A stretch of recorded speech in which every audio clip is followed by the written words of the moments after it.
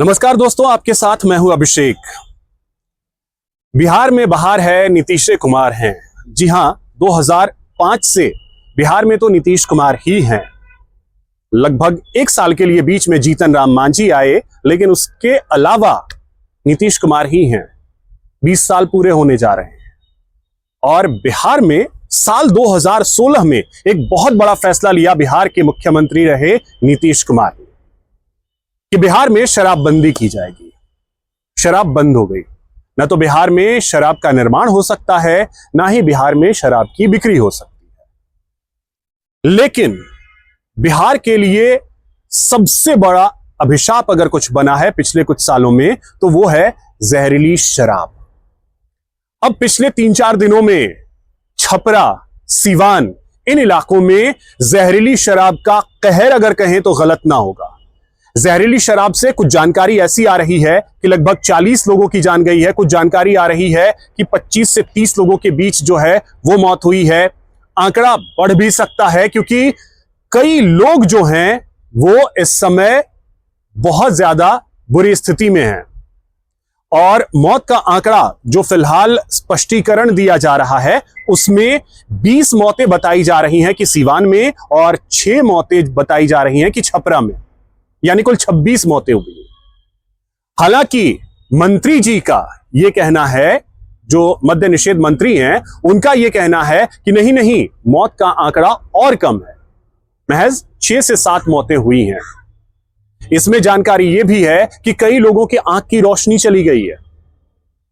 तो अब बड़ा सवाल यह उठता है कि जब बिहार में शराब बंदी है, बिहार में शराब बननी ही नहीं है, बिकनी ही नहीं है, तो यह जहरीली शराब कहां से आ रही?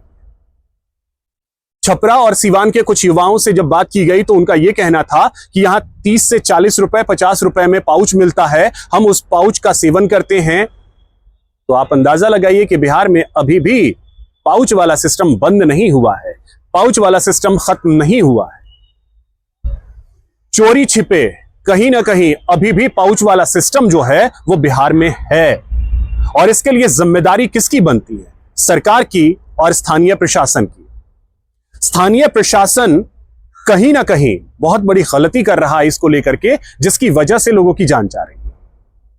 क्योंकि एक्शंस नहीं हो रहे हैं। आरोप लगते हैं कि पुलिस की मिलीभगत होती है, और पुलिस की मिलीभगत के कारण ही जहरीली शराब का कारोबार जो है बिहार के कई हिस्सों में फलता फूलता रहा है। अक्सर बिहार से इस तरीके की खबर आती रही है कि अलग अलग जिलों में मौतें होती रही हैं जहरीली शराब की वजह से, लेकिन प्रशासन कुछ कर नहीं पाता है।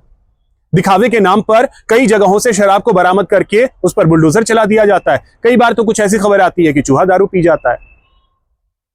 तो बड़ा सवाल यह है कि जब शराबबंदी के बाद इतनी मौतें हो रही हैं और यह स्थिति है, तो क्या जो प्रशांत किशोर ने कहा कि अगर हम सरकार में आते हैं तो शराबबंदी के फैसले को वापस लेंगे, क्या यह सही होगा कि बिहार में शराब को वापस से शुरू कर दिया जाए?